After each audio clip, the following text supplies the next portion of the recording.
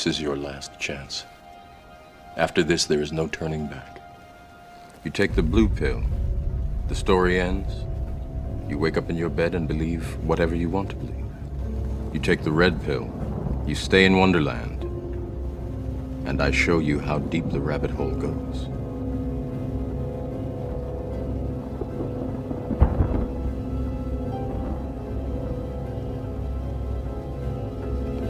Remember, all I'm offering is the truth, nothing more.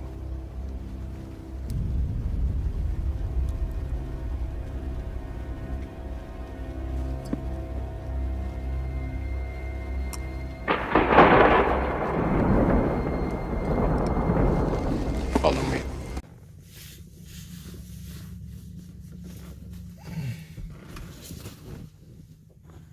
Adjust my camera.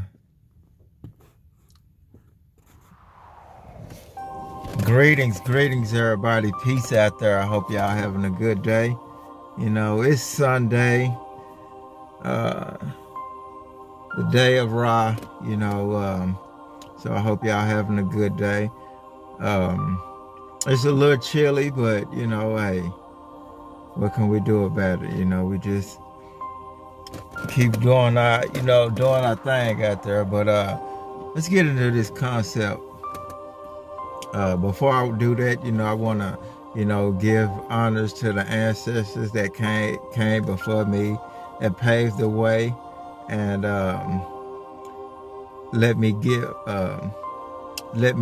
allow me to give you this lecture right here. So, hotep to the ancestors. I want to get into the one God concept, and who brought the one God concept to mankind. But before we do that, I want to, say that before this, we had many deities that we had praised, being, our spirituality. We had many deities that we praised and worshiped, and these deities that we had praised, that had the masculine and feminine energies, being as balanced, because there's no balance without the male and female. That brings life. The cycle, the 360-degree life cycle is male and female, but the one who brought the one God concept to mankind was this guy.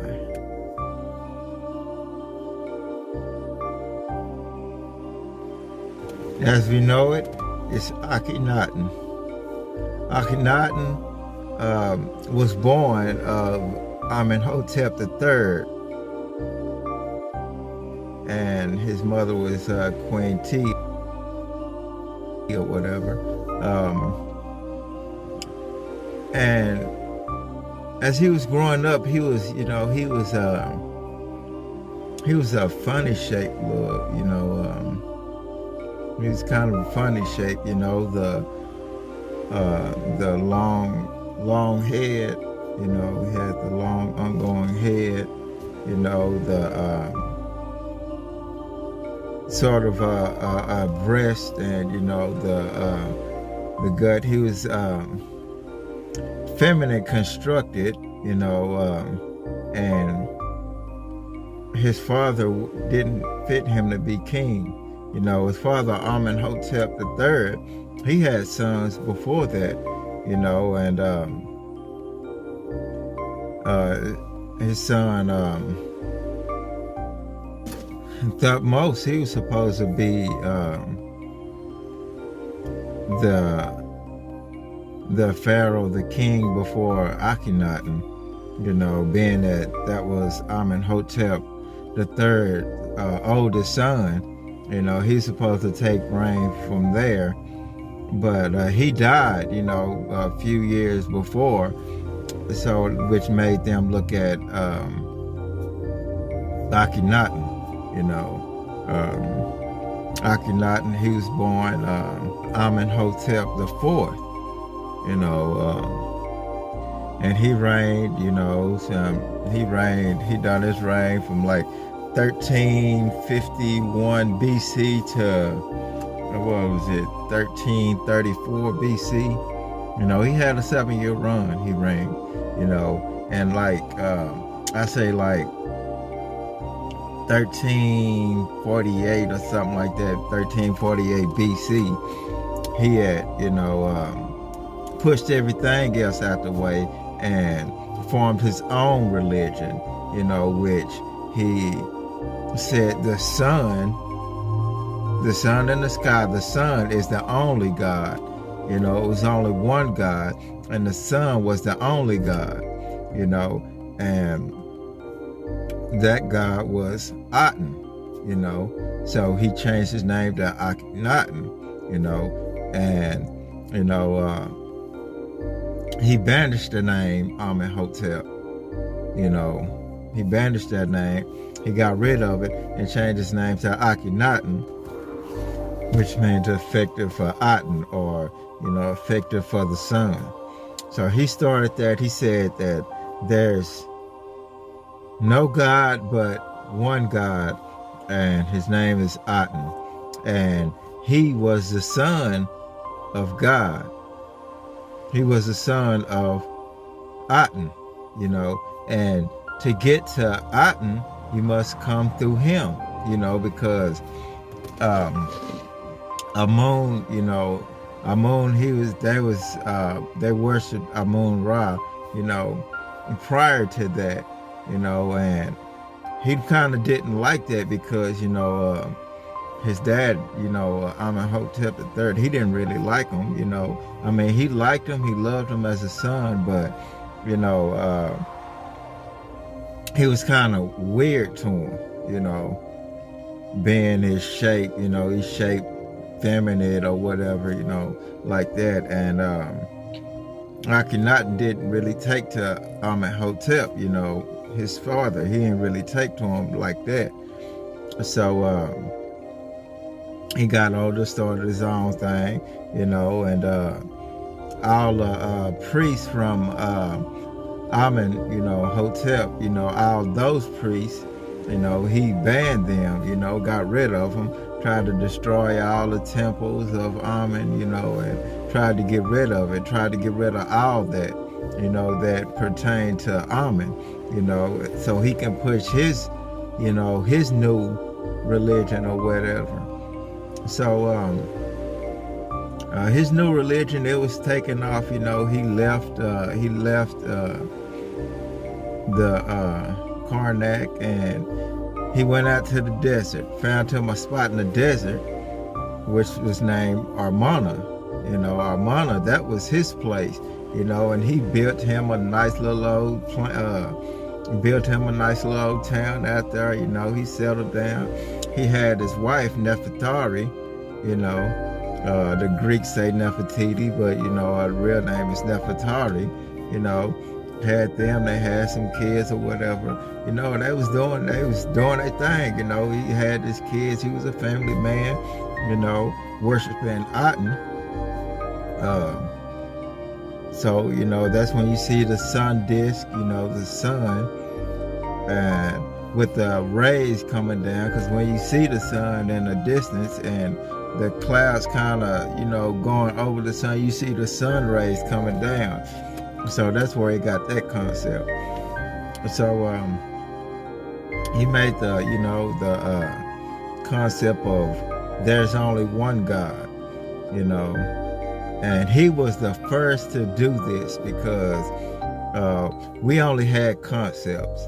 Like, for sure, really, there's no evidence of the Creator ever coming to man saying that I am, this, I am God, I am, the Creator who created this. We only had concepts in the beginning, so there's no archaeological evidence that a God up in heaven or wherever, a God may be, wherever the Creator may be, never came to man and said that this is what it is.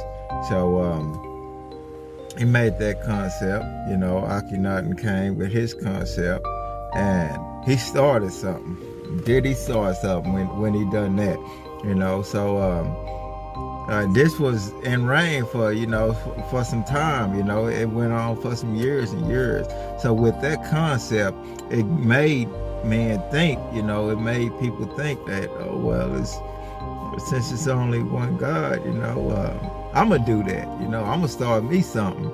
And then that's how the one God concept was formed from Akhenaten.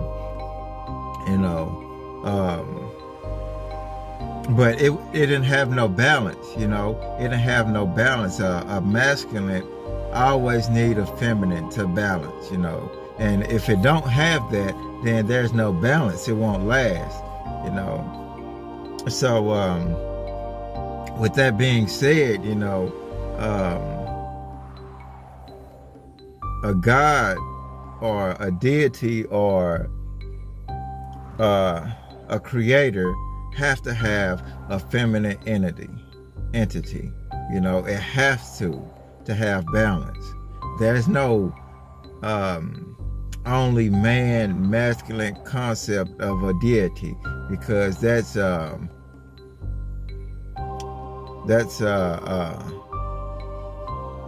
homosexualism. To have only one God male deity, where there's no feminine entity with that. We have to have balance. Balance brings life. Being that man, woman, and child is the Holy Trinity, a man have to have that feminine entity, because that's balance. And balance got to be in your perspective. You got to have balance. So with that, that's how we got the one God concept. There's only one God, and he's a male. But who all done it?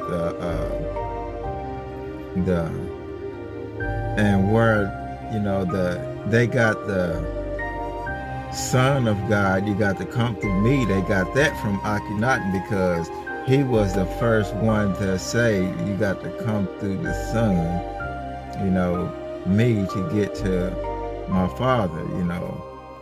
He's the one who actually said that, with the concept of him being, him thinking that he's from the Son.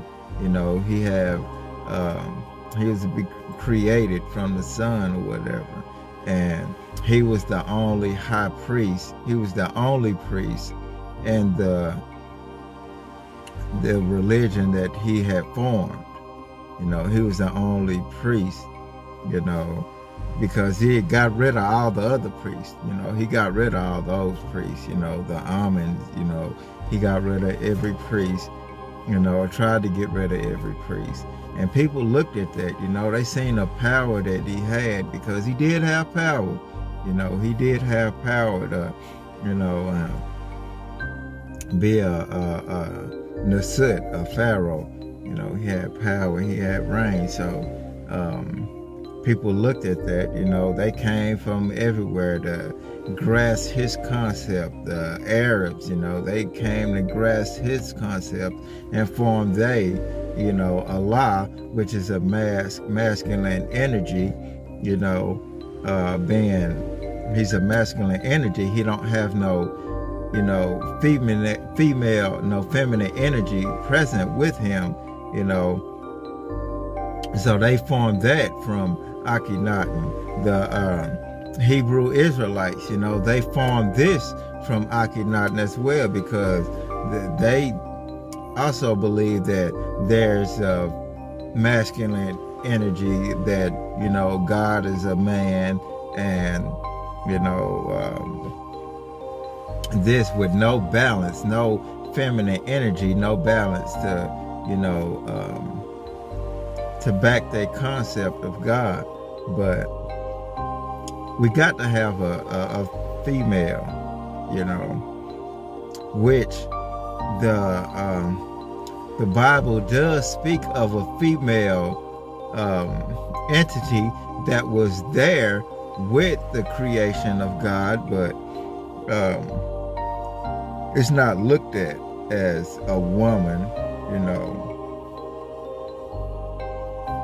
which it does says that, you know, it's a kinswoman, call me a kinswoman, and that's in Proverbs, you know, with the wisdom, you know, the wisdom is acting as God's wife, you know, in reality, you know, that's really what it's saying, that that entity wisdom was there when God created the heavens and the earth, you know. But that's looked up. People look over that. That you know, they don't look at it. They don't really read the Bible like that. You know, they don't read from Genesis to Revelations. You know, but if you read it like that, if you really read the Bible like that, you'll understand what it's saying, and then you'll be able to, you know, see the logic in what you're worshiping, you know.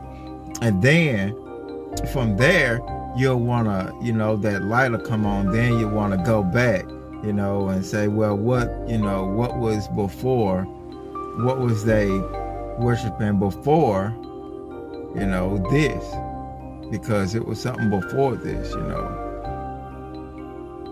So with that being said, I'll let you know, I'm gonna cut this video a little short, you know what I'm saying, just to get you to know who made the one God concept and where it came from. It came from Akhenaten, you know. And I'm gonna leave you with this little passage, you know, that I came up on, you know, and you decide. So with that being said, I'm out, y'all.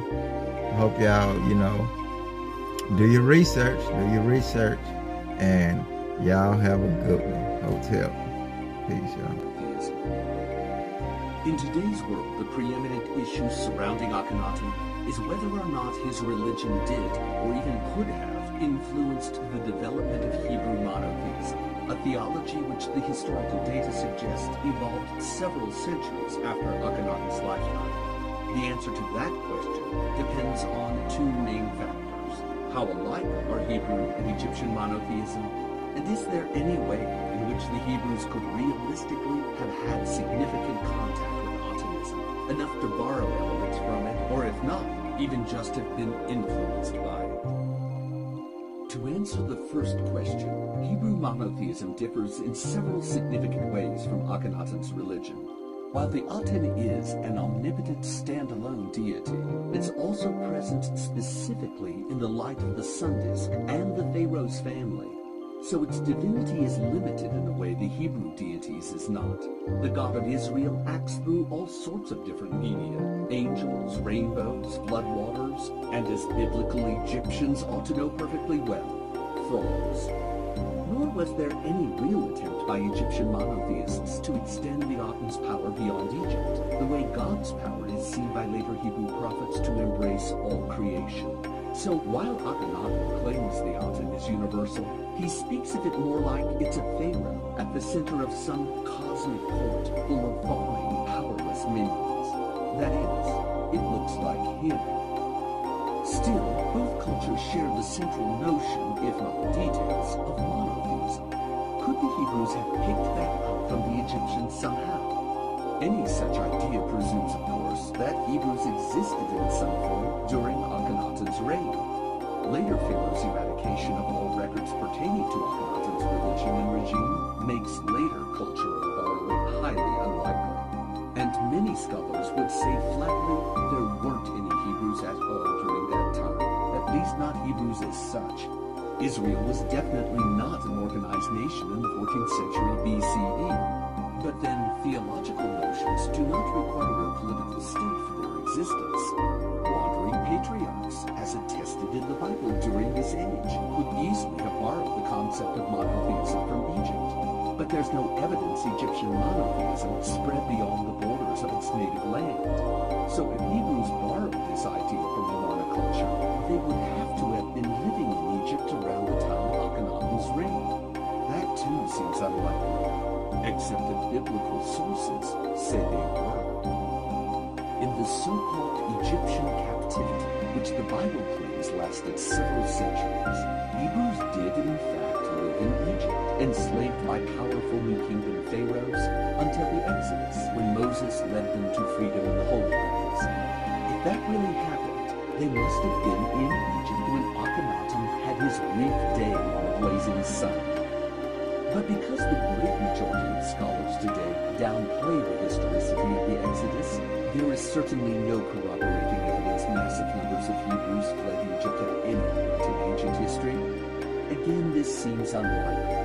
Still, it doesn't take huge crowds of Hebrews in Egypt to introduce the idea of monotheism into Israelite thinking. All you need is one average Joe, or Joseph. So it's possible to weave together from the historical data a scenario in which the idea of monotheism threaded its way somehow out of Egyptian theology and into Israelite culture. But when one looks closely, it's not a very tightly woven tapestry, especially in light of where the Bible says the Hebrews were in Egypt.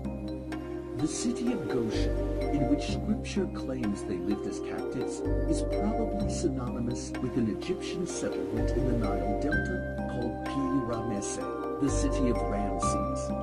If so, it's many miles from Akhetaten, and there's very little evidence to be found in Egyptian art or history that Akhenaten's revolutionary theology filtered that far north.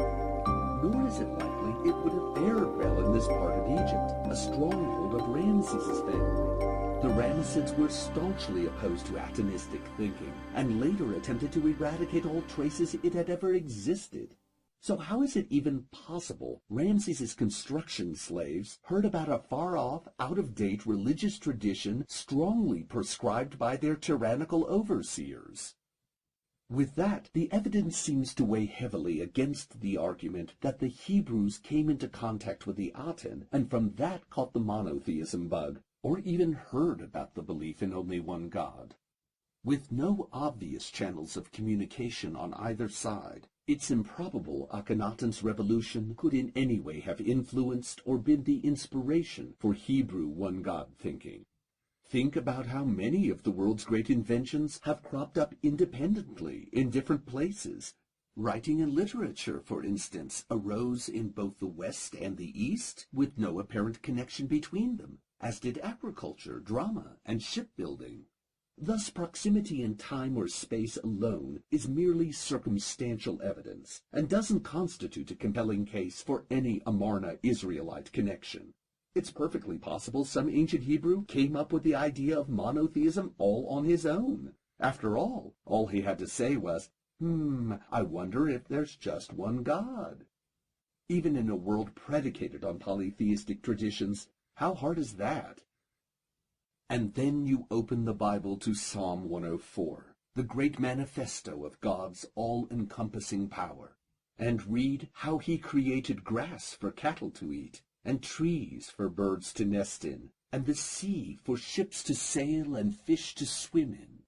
Bless the Lord, you who coverest thyself with light as with a garment, who layeth the beams of his chambers in the waters. He causeth the grass to grow for the cattle, and the trees where the birds make their nests.